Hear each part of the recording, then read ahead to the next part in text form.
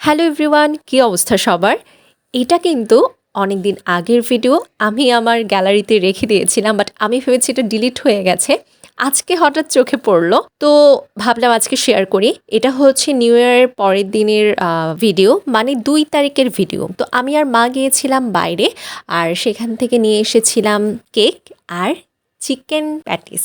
Chicken patties আমার খুব যে ভালো লাগে সেটা না, তবে কেক আমার ভীষণ পছন্দ। কেকটা কফি দিয়ে খাচ্ছিলাম।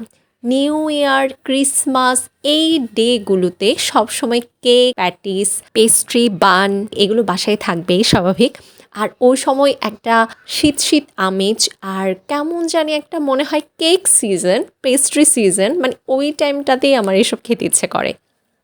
তো ভাবলাম কেক যেহেতু এনেছি একটু কফি দিয়ে খাই। তো আমি আর মা বাইরে থেকে আসার পর একটু খিদাও লেগেছিল, তো আমরা কেক আর প্যাটিসটাই খেলাম।